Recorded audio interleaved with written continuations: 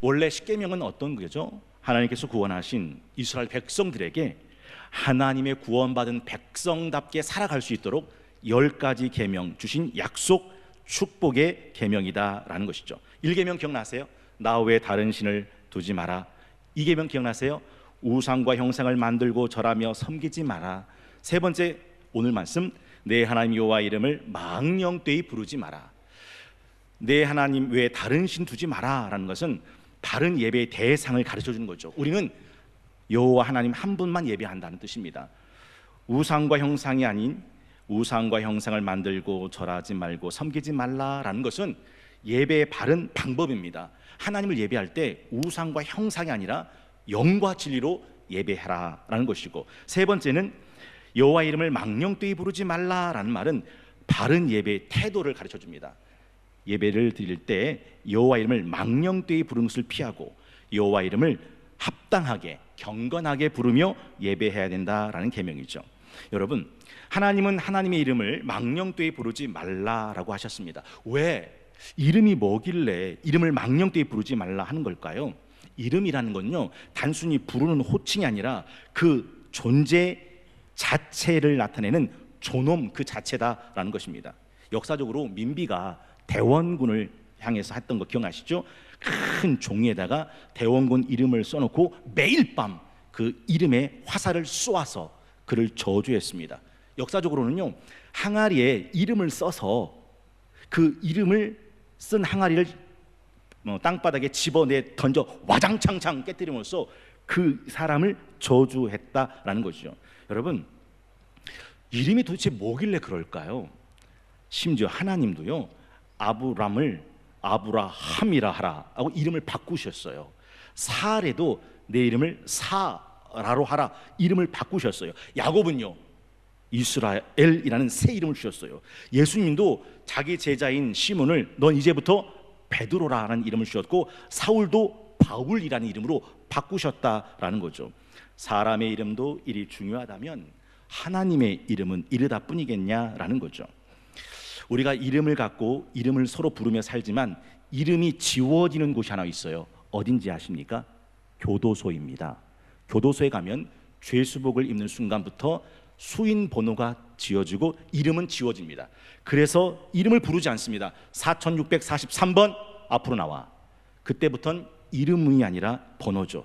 여러분, 이름이 사라지고 번호로 불려진다고 하는 것 어떤 느낌일까요?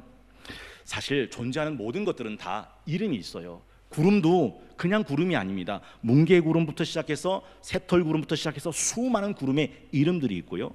하늘에서 내리는 비가 다 똑같은 비가 아니에요. 어떤 비는 가랑비, 어떤 비는 이슬비, 어떤 비는 다 이름이 있어요. 산 속에 있는 나무, 꽃, 풀 하나, 돌멩이 하나도 사실은 그걸 이름하는 이름들이 있다라는 것이죠. 혹시 하나님의 이름도 아세요? 성경에 보면 하나님의 이름이 무궁무진하게 나오죠. 여호와, 야훼, 엘로힘, 엘로아흐, 엘론, 엘샤다이, 요하니시, 요하라파. 그 수많은 하나님의 이름 중에 최고 이름이 있다면 그것은 단연코 여호와라는 이름입니다. 사실 1부 때도 그런 말씀 드렸는데, 여호와라는 이름이 하나님의 정확한 이름인지 장담하기도 어려운 것이 사실입니다. 원래 구약 성경인 히브리어의 알파벳 중에 요드, 해, 와우, 해, 이 4개의 알파벳이 하나님의 이름으로 되어 있는데, 문제는 모음이 찍혀 있지 않기 때문에 읽을 수가 없다는 거죠. 저 히브리어를 영어 알파벳으로 빠지면 YHWH입니다. 그러면 YHWH를 여러분 읽어보십시오. 어떻게 읽겠습니까? 1부 때 김상기 안수사님 영어 강사 읽어보라고 말씀드렸더니 못 읽으시더라고요. 당연하죠. 모든 발음은 자음과 모음이 더해져야 발음이 되는 겁니다. 저 YHWH는 자음만 있기 때문에 읽어질 수 있는 이름이 아니다라는 것입니다. 이걸 신성 사문자라고 하죠. 히브리어 이 성경을 기록하는 서기관들이 저 글자가 나오면 일단 멈춰 섭니다. 그리고 필사했던 펜을 새물로 빱니다. 그리고 새 잉크로 갑니다. 그리고 자기 목을 목욕합니다. 왜냐하면 저 요드해 와우해라는 신성 사문자는 하나님의 이름 그 자체이기 때문에 감히 경건하게 저 이름을 적을 수밖에 없기 때문에 그리했다라는 것이죠. 그런데 저 이름을 읽어야 되니까 저 표기가 나오면 그냥 아도나이라고 읽었습니다. 이건 아도나이는 나의 주란 뜻인데, 그래서 아도나이의 모음인 아오아이가 저 요해 와우해 네 글자에 어떻게 찍기냐에 따라서 어떻게는 야훼라고 읽혀지고 어떤 때는 여호와라고 읽혀지는데, 흡사 이건 가톨릭에서는 하나님을 하느님이라고 읽고 개신교에서는 하나님이라고 읽는 이런 차이가 된다라는 거죠. 하나님의 이름은 망령되게 불러서는 안 된다라는 사실이죠. 여러분, 망령되게라는 말 들으면 어떤 느낌이 드세요? 어떻게 부르는 게 망령되게 부르는 걸까요? 사전을 찾아봤더니 정신이 흐려 말이나 행동이 정상을 벗어나는 걸 망령되다라고 되어 있습니다. 원어를 찾아봤더니 샤웨라고 되어 있는데 아무것도 없는 것, 실제적인 것이 아니다라는 뜻입니다. 정리해보면 하나님의 이름을 망령되이 부르지 말라라는 말은 함부로 부르지 마라, 헛되게 부르지 마라, 잘못 부르지 마라, 거짓되게 부르지 말라라는 뜻입니다. 그러면 도대체 망령되게 부르지 말라는 구체적인 의미가 뭘까를 제가 세 가지로 정리해서 말씀드리려는 거예요. 그 첫 번째는 하나님의 이름으로 저주하거나 욕하지 말라라는 겁니다. 여러분, 하나님이 이 세상을 만드시고 제일 먼저 하신 일이 있는데 그게 생육하라, 번성하라, 충만하라, 정복하라, 다스리라 하시며 복 주신 일입니다. 하나님은 만복의 근원이 되시죠. 그런 만복의 근원 되신 하나님의 이름을 가지고 다른 사람을 저주하거나 다른 사람에게 욕한다는 것은 그 이름을 망령되게 부르는 것이다 라는 것입니다. 두 번째는 하나님의 이름으로 거짓말하지 말라라는 것입니다.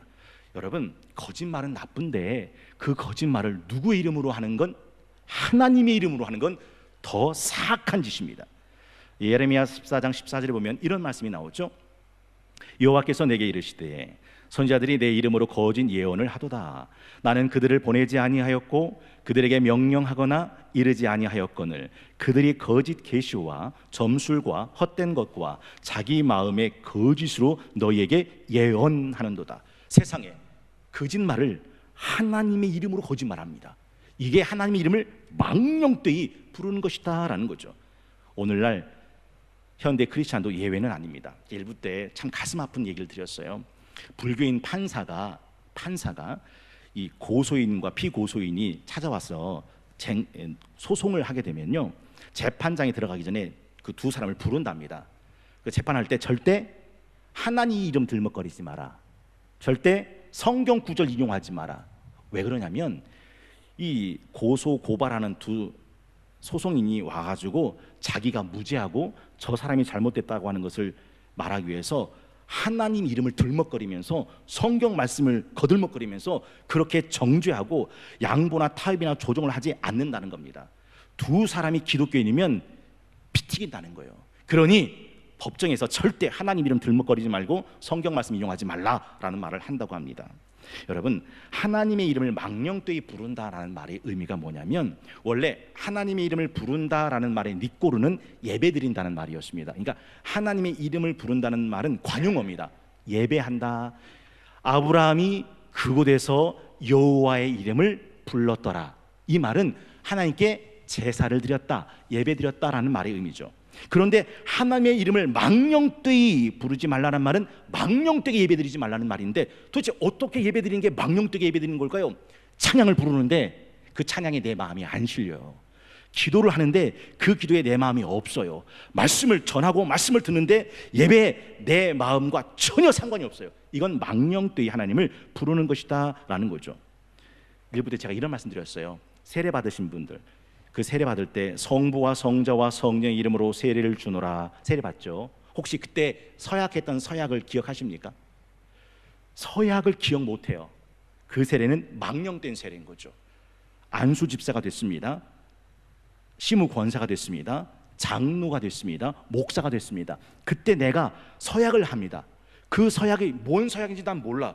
그 서약은 하나님의 이름을 망령되게 부른 서약이 된다라는 것이죠. 그렇다면 우리는 생각해 보아야 한다는 거죠. 세 번째는 하나님의 이름으로 자기 뜻을 포장하지 말라는 뜻입니다. 여러분, 제가 일부 때 그런 말씀 드렸어요. 여호와 이름을 망령되이 부르지 말라라는 말을 할 때 잘못, 헛되이 부르지 말라라는 것인데, 적절치 않게 부르는 건 다 망령되이 부르는 겁니다. 우리 흔히들 윷놀이 할 때 어떻게 윷놀이 합니까? 가끔 윷놀이 하는 분 중에서 할렐루야 주여 이렇게 하면서 윷놀이 하는 분들이 계세요. 에이, 그냥 넘어갈 수 있는 문제 같죠? 아닙니다. 이건 굉장히 하나님의 이름을 망령되이 부르는 거죠. 심지어는 화투 치면서 도박장에서도 하나님의 이름을 찾아 부릅니다. 여러분은 그 이름이 존귀하게 불려진다고 생각하십니까? 여러분, 망령되게 부르는 게 뭐라고 했습니까? 함부로 부르는 거, 헛되게 부르는 거, 잘못 부르는 거, 거짓되게 부르는 것이라면, 하나님의 이름을 합당해 부르는 것은 신중하게 부르는 거겠죠? 참되게 부르는 거겠죠? 적절하게 부르는 거겠죠? 진실되게 부르는 것을 의미한다라는 겁니다. 예수님께서 너희는 기도할 때 이렇게 기도하라. 하늘에 계신 우리 아버지의 이름을 거룩하게 하시며. 사실 옛날에 야, 네 아버지 이름이 뭐냐? 그러면 모든 사람들은 아버지 이름을 함자를 잴 때 한자 한자 따로 떼어댔습니다. 고자, 토자, 식자 쓰시는 어르신입니다. 이게 아버지 이름을 부를 때 하는 방식이었습니다. 그런데 요즘은 그렇게 부르는지 모르겠어요. 선생님의 이름이 뭐냐? 아버님 이름이 뭐냐? 윗 어른의 이름을 부를 때 함자를 한자 한자 되는지 아니면 함부로 쏟아내는지 어떤지 잘 모르겠습니다. 특별히 하나님의 이름을 합당하게 부른다라는 말은 단순히 부른다, 호칭이 아니라 그 이름에 합당한 삶을 살아간다라는 것을 의미합니다. 아까 말씀드렸죠? 요해 와우해 신성 네 문자를 유태인들을 만나면 어떻게 했다고요? 그 자리에서 멈춰 섰습니다. 그리고 그 펜을 씻었습니다. 새 잉크를 썼습니다. 그리고 그 이름을 부르지 않고 아도나이라고 대체해서 불렀습니다. 그리고 그 이름을 쓰는 사람은 자신의 몸을 깨끗하고 정결하게 목욕을 했습니다. 이 여호와의 이름에 대한 경건을 이렇게 나타내려 했다라는 거죠. 궁금해지지 않습니까? 하나님이 그 모습을 보시면서 그래, 내 이름을 망령되이 일컫지 않고 있구나 라고 흡족해 하셨을까요? 정말 하나님이 제 3경을 주시면서 너는 내 하나님 여호와 이름을 망령되이 부르지 말라 하는 이 말씀이 이 이름 앞에서 새 잉크를 갈아라, 새 펜으로 써라, 목욕해라, 함부로 발음하지 마라, 아도나이로 대체해라, 이렇게 하라고 주신 계명일 거라고 생각을 하십니까? 아니죠. 로마서 2장 17절부터 24절에 보면 하나님의 이름은 그렇게 경건함을 받고 그렇게 모독받는 이름이 아닙니다. 로마서 2장 17절 유대인이라 불리는 네가 율법을 의지하며 하나님을 자랑하며 율법의 교훈을 받아 하나님의 뜻을 알고 지극히 선한 것을 분간하며 맹인의 길을 인도하는 자요, 어둠에 있는 자의 빛이요, 율법에 있는 지식과 진리의 모범을 가진 자로서 어리석은 자의 교사요, 어린아이의 선생이라고 스스로 믿으니 그러면 다른 사람을 가르치는 네가 내 자신은 가르치지 않느냐? 도둑질하지 말라 선포하는 네가 도둑질하느냐? 간음하지 말라 말하는 네가 간음하느냐? 우상을 가증히 여기는 네가 신전 물건을 도둑질하느냐?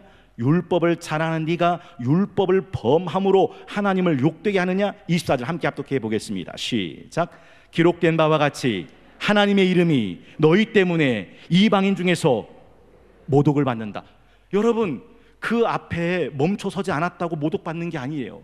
그 신성한 여호와 이름 앞에서 새 펜으로, 새 잉크로 그 이름을 말했다고 해서, 아도나이라고 대신 부르지 않았다고 해서 하나님의 이름이 모독받는 게 아니에요. 어떻게 모독받는다고요? 그 하나님의 이름이 내 율법을 범하는 내 삶의 표리부동한 삶으로 하나님의 이름이 모독받는다라고 말씀하고 있다는 거죠. 그렇습니다.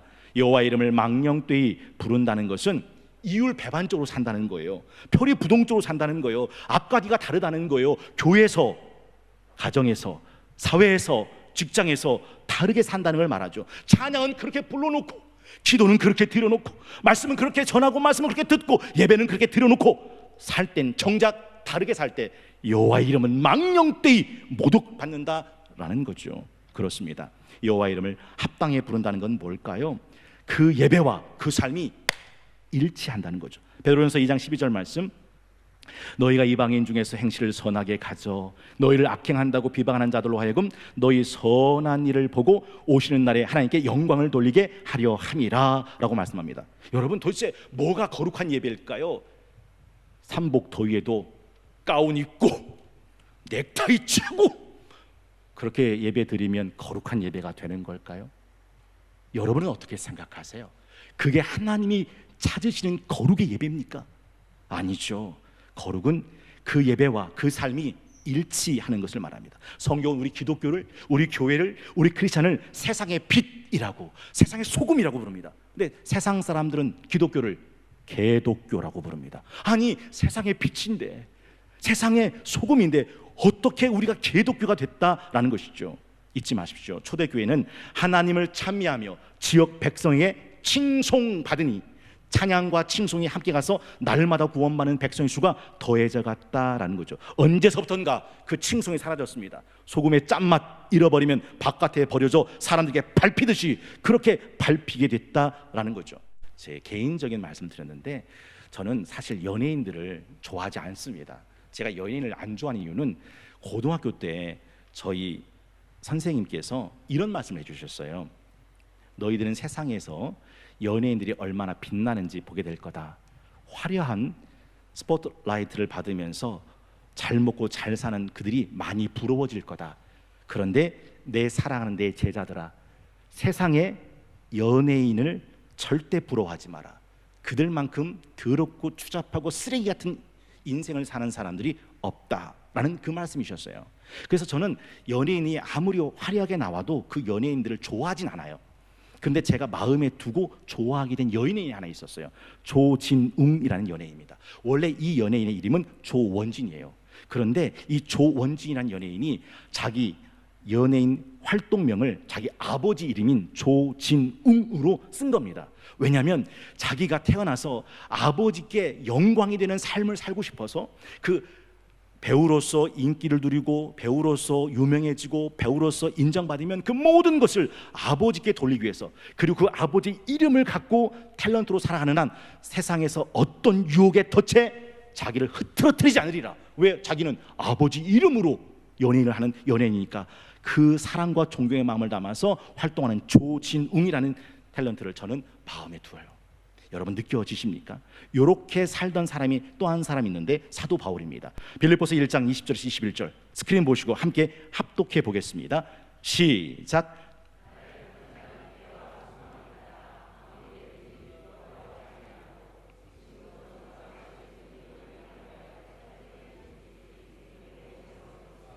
세상에 살든지 죽든지 내 몸에서 그리스도가 존귀하게 되는 거, 이게 내 마음의 소망, 간절한 기대다라고 말하는 거죠. 어떻게 오늘 설교가 하다가 조금 안 좋은 말씀이 좀 계속 이어지는데, 지금 지올팍이라고 하는 젊은 가수가 핫 이슈를 끌고 있습니다. 잘 모르실 거예요. 젊은이들이 열광하는 가수인데, 이 지올팍이라는 가수가 노래를 하나 만들었습니다. 제목이 크리스찬이에요. 크리스찬.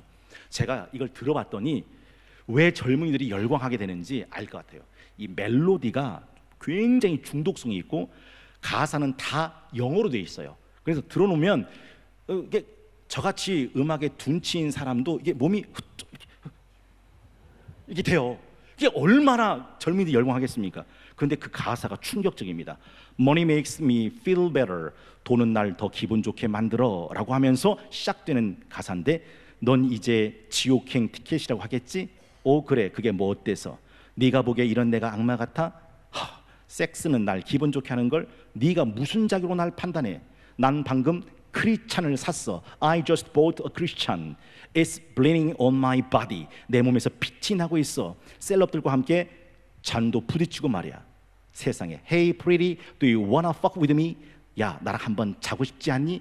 That's no problem. 안 될 거 없지. 그 다음이에요. But Sunday morning is coming. 근데 일요일 아침이 다가오겠네. 나 이제 교회 가야 돼. I'm still fucking Christian. 난 여전히 이 fucking Christian을 번역을 해야 되는데 차마 제가 용감한 저도 번역이 안 되네요 진짜. fucking Christian. 그 다음 가사가 Is your God a liar? 네 신은 거짓말쟁이야. 네 신은 참 터무니없어. 넌 차라리 죽는 게 나아. 난 방금 막 크리스찬을 땄어. 내 몸에서 빛이 나고 있네. 여러분 이 지올팍이라는 사람이 크리스찬이에요. 교회 갔는데 교회에 신앙생활하는 사람들이 너무너무 좋아한데 이 사람들이 바깥에서 하는 게 개차반이라는 거예요. 이 개차반인 사람이 교회만 오면 그렇게 거룩할 수 없다는 거예요. 이 신앙의 이중성과 모순을 적나라하게 고발하는 이 노래가 젊은이에게 열광하고 있어요. 여러분은 어떻게 생각이 되세요? 저는 이 노래를 들으면서 머리 잘린 삼손이 생각났어요. 삼손은 나면서부터 하나님이 구별된 나신이로 나옵니다. 머리에 삭도를 대지 않고 그는 머리를 길러요. 하나님의 능력이 그 머릿속에 있죠.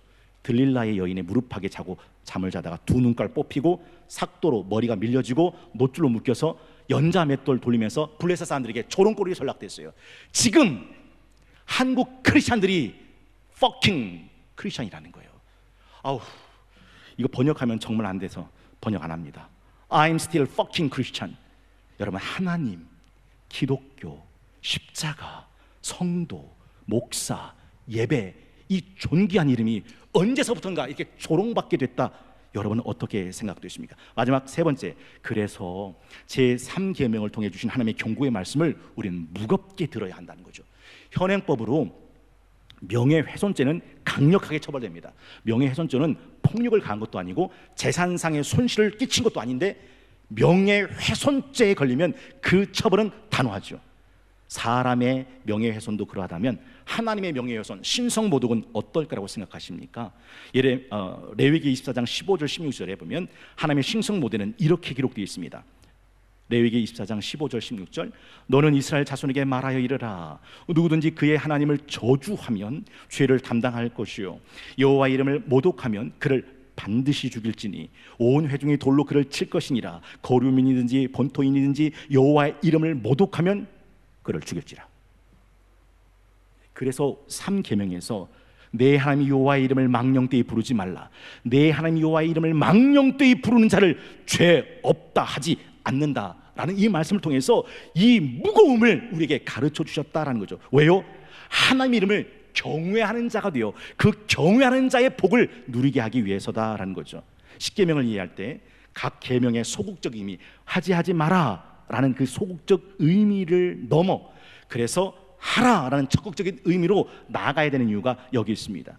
네 하나님 여호와 이름을 망령되어 부르지 말라라는 말씀은 그러니 네 하나님 여호와 이름을 경건하게 불러라 라는 말씀의 의미가 된다라는 거죠. 왜 하나님의 이름을 경건하게 거룩하게 불러야 되는 걸까요? 성경 속에는 하나님의 이름을 경건하고 거룩하게 부르는 자를 향한 놀라운 약속과 축복이 들어있기 때문입니다. 읽어보겠습니다. 시편 91편 14절 말씀 함께 합독합니다. 시작.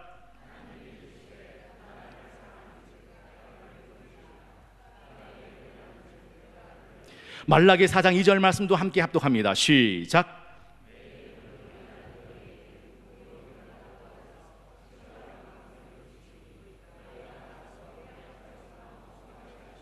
누구에게 치료하는 광선이 떠오른대요? 누구에게 공의로운 해가 솟는데요? 하나님의 이름을 경외하는 너희에게. 누구를 높이신대요? 내 이름을 아는 자에게. 그래서 사무엘에게 말씀하셨지 않습니까? 나를 존중히 여기는 자를 내가 존중히 여기고 나를 멸시하는 자를 내가 경멸하리라. 6월 11일 하나님께서 친필로 적어주신 10가지 계명 중 제 세 번째 계명, 내 하나님 여호와의 이름을 망령되이 부르지 말라라는 이 말씀을 함께 나눴습니다. 이 계명 속엔 하나님의 이름이 얼마나 영광스럽고 존귀한 이름인지를 우리 속에 가르쳐주고 계시다는 거죠. 한번 여쭤볼게요. 만약에 같이 데이트를 하는데, 만약에 같이 밥을 먹는데, 만약에 같이 사랑을 나누는데 이 남자가 전 여친 이름을 불러요. 어떻게 될 것 같아요? 내 이름이 아니라 다른 이름을 불러. 여러분 그런 경험이 없으세요?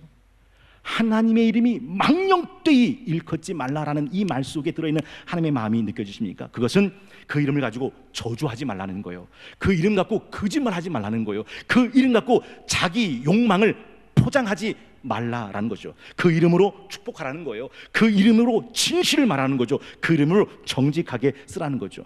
우리는 하나님의 그 이름을 존귀하게 사용하며 그 이름을 존귀하게 불어가며 살아가는 사람들입니다. 그 이름, 삶과 예배가 일치되는 삶, 나의 삶이 세상의 빛이 되고 나의 삶이 세상의 소금이 되어 많은 사람들이 나의 삶을 보고 하나님의 이름을 영화롭게 할 때 우린 비로소 세 번째 이 계명 앞에 당당히 서게 된다라는 거죠. 이 은혜가 함께 하신 저와 여러분, 우리 성동교회 모든 성도님들 다 되실 수 있기를 주의 이름으로 축원합니다.